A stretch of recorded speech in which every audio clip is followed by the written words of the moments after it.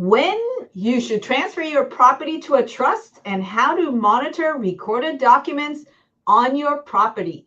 Hello, everybody. My name is Roxanne Govari with Pemberley Realty here in San Diego, California, along with my partner, Santiago Guerin.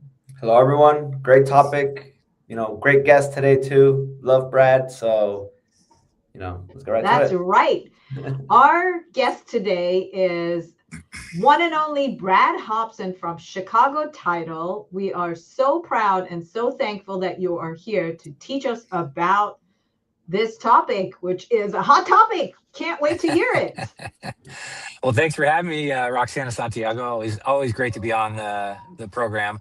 So the first topic is, when should you or when should you put your property into a trust? And, in my world, this comes up a lot, and I'm sure in your world as well. Starting with when someone buys a piece of property, they're going to be asked, how do you want to take title to a property? And a lot of people these days have living trust, which is a really smart thing to do from an estate planning perspective. Sometimes you don't. Oftentimes, I will be involved in a transaction that someone takes title as an individual or as a married couple or whatever. And after the fact, they decide, hey, maybe it's time to put all of our assets into a trust. They hire an estate planning attorney, which I'm sure Roxanne can refer you a great estate planning attorney. And then they put yes. And then they put their property into a trust, which is great. But you still have to transfer your title of your you create a trust, but you still have to put the property into the trust. And an estate planning attorney will always tell you should really put all your assets, and real estate, of course, is one of the biggest assets. So why do you do that? That's really the question here. And that is there's several reasons. The first and the biggest reason typically is that you're going to avoid probate when you're gone and you're wanting your property to pass to your heirs. If the property is not in a trust, oftentimes you're going to have to go to probate court, and that's a lengthy process. One of the things that I found out recently is in San Diego, there's only 3 probate judges in all of San Diego. So they're handling a lot of cases all the time. And so probate court can take a year, 2 years, even 3 years, depending on the situation. So to avoid that, putting your property into a trust is really a smart move. So if you have a trust created, then you're going to want to convey the property into a trust. Another thing is it really gives you control. If you have your property in a trust, it gives you control over how that property is going to pass to any heirs. Your trust is going to say, hey, any of my assets, including my property, typically you or your spouse or significant other, you're the trustees, but then you have to assign in the trust who the successor trustees, so that down the road, if you're wanting to pass the property to your title or you're incapacitated, there's a path, a legal path for you to do that without going to court. Speaking of that, if it's a great tool to use so that if there's ever an issue down the road where someone's incapacitated, the trust spells out what to do in that situation. So again, your real estate is a huge asset typically, and you want to make sure you avoid that. Also, trusts are very private, and a trust is not recorded on the property. You're recording a deed, putting your property into trust, but the property or the trust itself, it's private. It's not recorded. So it's really, it's just. Let me ask you this. Yeah. If you put the property into the trust, yep, and then you change the trustees to that trust, is that information something that the tax assessor will be privy to? Oh, no, unless the only time they would be privy to that would be if someone passes away and the trust attorney draws up an affidavit of death of a trustee. That's recorded along with a copy of the death certificate. That would give the assessor's office just a notification that there's a change in title. It's not going to reassess the property, but that's the only time there's really public notification for something like that. Got it. Right. Yeah. So it's just, I think a lot of people are aware what a trust is. A lot of people own property. I think it's a good idea to put your property into a trust and record a deed that puts the property into a trust. When you should do it, I do it as soon as you can. If you didn't do it when you took title, I would say do it as soon as you can, because no one knows how things could change rapidly sometimes. Exactly. Exactly. I agree. Now, the other part of this that you're bringing up, which is even more interesting, I know I'm super interested to know how to monitor recorded documents on your property, and by the same token, I'm thinking, why would you want to do that? Yeah, great question. So this has become in the last probably 5 or 10 years, this has become a very hot topic, generally speaking, and that's because there's a lot of bad actors in the world these days that are trying to, in some cases, steal property Mm, or put loans against properties illegally. They're impersonating sellers. They're recording fraudulent deeds. So what's happening now is that I think people are becoming more aware they should, if they can, if they have the resources or the ability, is to monitor the title on your property. Well, the way to do that, there's a couple different ways to do that. The good news is there's lots of the most county recorders, and in San Diego, this is the case. They have a free property owner alert system, no charge, that you can sign up for that automatically monitors any types of recordings on your property.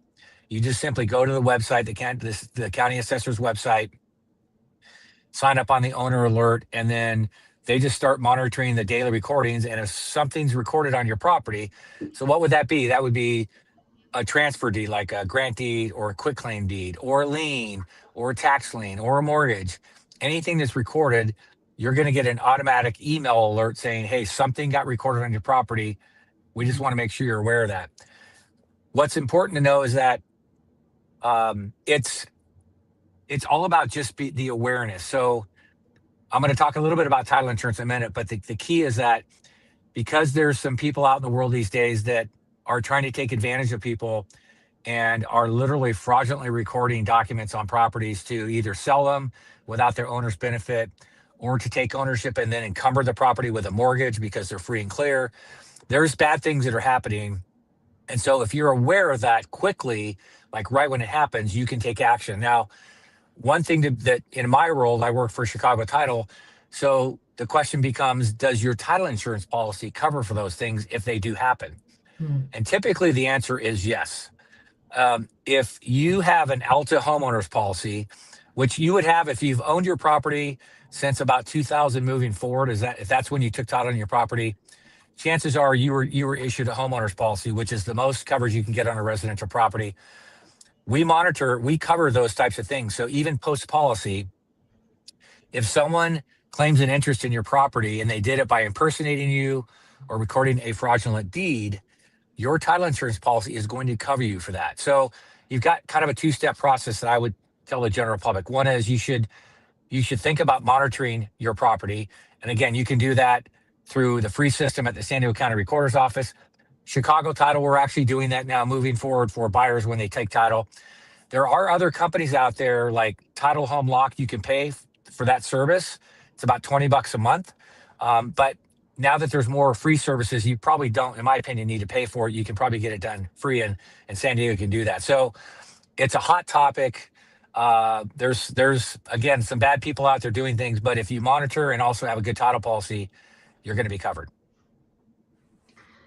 that is very interesting. So now, what if you own your property like from a lot of years ago prior to the year 2000, but you decide to refinance in, let's say, 2001, and since you refinance, you still are going to go through the escrow and title. Is that considered a new title policy? Will that Alta home policy cover for a refinance, or is it just at the time of purchase? Yeah, great question. So the answer is no. When you're refinancing a title, your mortgage, your lender's getting a title policy. It's not replacing the owner's policy that you got when you purchased it. So Mm, if you have a policy in place prior to 2000, you probably have what's called an Alta residential policy, different than an mm, Alta homeowners policy. Or if you've owned it a long time, you might have just a CLTA standard policy. So those policies do cover for fraud and forgery, but they don't have post-policy coverage. So something that happens after you take title and after your policy's in place. So that's the distinction.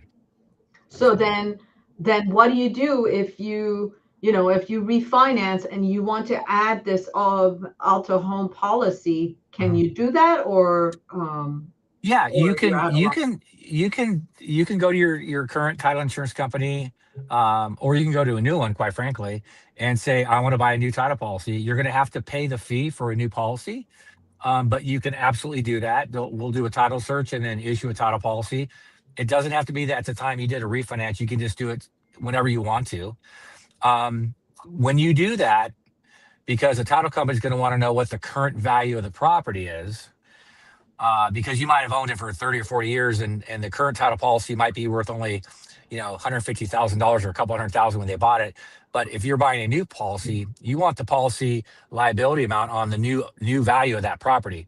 So what we ask and require when we're going to issue a new policy in this case is that they go to a broker like Roxanne and say, can you give me a broker price opinion or a CMA that shows the current value? We take a look at that and we go, okay, this is a professional that has given us the market value, current market value. Let's say it's now $1 million property, and we can issue a policy for $1 million based on the fact that a professional has given us a professional opinion.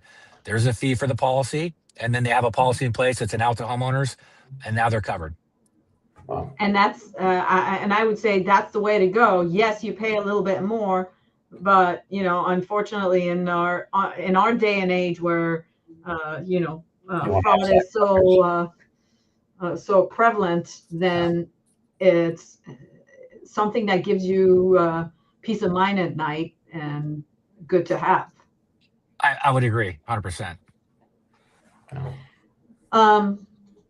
One question, and it's off this topic, but I'm just wondering because it just came up. A single person bought the property in their name. Now they've gotten married. Now they want to sell. And first of all, their name now changed from their maiden name to their husband's name. And so that's number one. How do you write the contract? Number two, do you need to get a quitclaim deed from the spouse, or do you need some other documentation since the single person is now married and the name has changed? And I don't know. Would you also argue that the ownership has also changed, or not? Well, how do you deal with that? Yeah. So two questions there. The first one is, if you're taking a listing, how would you drop the listing agreement? You're going to drop the listing agreement with the person that took title previous to marriage. I would just say, hey, John Smith, or if it's a woman, Roxanne Gavari, who took title as Roxanne, whatever it was previously. The second question about the deed, yes, a title company, in order to ensure give free and clear title to the buyer, we're going to absolutely require a quitclaim deed from the new spouse, quitclaiming any interest they might have in the property. That's what I'm thinking. Even if it was bought prior to the marriage. Correct. Yes. Yes. Because once you're married, California is a community property state, and we have to have clear title. We're going to absolutely require a quitclaim deed from the spouse. Okay, so the reason for that is because we're a community property state and because we want to have clear title. That's correct. Yeah. Okay. Well, yeah, that's good to know. Okay. So we talked about how to monitor recorded documents. We talked about how and why you want to transfer your property into a trust. Another question that I have, and every time I try to explain this, it comes to my mind, and I'm wondering what happens next. So when you're buying, when you write a purchase contract, right? So you have the seller pay for a policy for a buyer, and you have the buyer pay for a policy for their lender. Mm-hmm. But then what happens if there is what happens if if the buyer is buying the property in cash? Yeah, so then there would be no lender policy required for the buyer to pay for it. It would just be the seller pays for the owner's policy for the buyer, and that's it. Just be one policy instead of two. So the buyer does not pay for a title policy. If they're buying all cash, correct. I see. I see. Okay. And why do you have to have separate insurance for the buyer and for the lender, buyer's lender? Why do you have to Right. have separate insurance policies?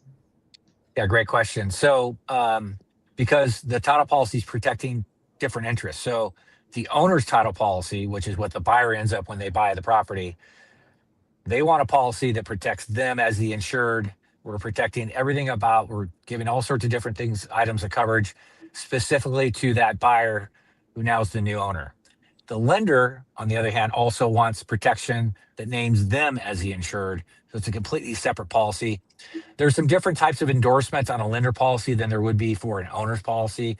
Lenders want certain things. So you basically have sort of two competing interests. The buyer of the property, they're going to get a policy. They want coverage for them, and the lender wants coverage for their money interest or their loan interest in the property.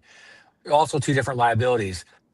If somebody's buying a property for $1 million and they're getting an $800,000 loan, we're issuing a policy for up to $1 million worth of coverage for the buyer, and we're issuing a policy up to $800,000 of coverage for the lender, because it's two different policies, if that makes sense. Yeah. Does make sense. Okay. So smaller. So then, because I had heard that the lender's policy is usually less expensive than the buyer's policy. So that's probably why, because if because the buyer almost always comes up with some sort of a down payment. And so that's probably why the lender's policy is smaller, because their interest in the property is smaller than the buyer's.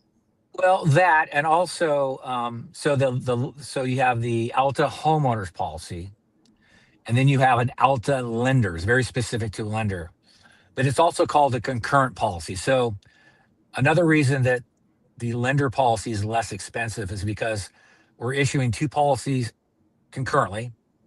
We've already done the title search on one, so it's pretty simple for us it's less work for us to do a search for the second policy, so we can reduce the fee somewhat for that lender's policy.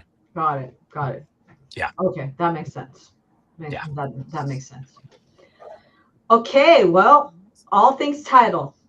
Yeah, fun stuff. Yeah. Fun stuff. And I got one question, kind of going back more to the trust. Let's say first-time home buyer, should they already have a trust in place before buying the property, or should they set up the trust after they buy the property? Great question. I would say the preference would be set the trust up before you buy a property, before you start accumulating assets. Yeah, set it up if you can, but it's totally okay if you didn't do that before you bought the property. Get Roxanne to give a referral to a good estate planning attorney. They'll create a trust for you. And then after that's all ready to go, then you can transfer your assets into the trust, including the property. One nuance to that, most lenders don't like to lend to trusts. The lenders want to lend to individuals. So when you're purchasing the property, you have to buy it as yourselves, and then transfer it into the trust after your loan is already set up. So you almost don't have a choice. You have to buy it under your own name and then transfer it into a trust, because the lenders would not let you do it otherwise. Yeah, I think there are some lenders nowadays. There's a few that are a little more lenient on that requirement anymore, but it's lender to it's case by case for sure. Case by case, exactly. Yeah. Okay, very good. Well, thank you, Brad, for joining us and for always sharing with us your amazing knowledge and in the industry. We also appreciate that you are such a knowledgeable person around San Diego and telling us about all the developments, but that's another topic for another day. And we would love it if you join us to talk about that next time. In the meantime, everybody, Brad Hobson with Chicago Title, and I am going to share your office number, Brad. Is that a good number for everybody to reach you at? Yes, absolutely. Excellent. Okay. I will leave it at that unless you're okay with us sharing the other number. Yeah, either one is fine. It's great. Either one is fine. So then everybody else, that is the other number where you can reach Brad on. Mhm. And of course, if you are thinking of buying or selling, we would love to hear from you as well. There is my phone number if you want to reach out to me. And there is Santiago's phone number if you want to reach out to him.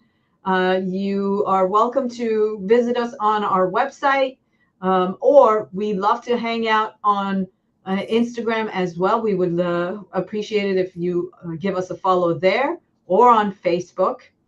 And if you're on YouTube, Santi, what do you want them to do?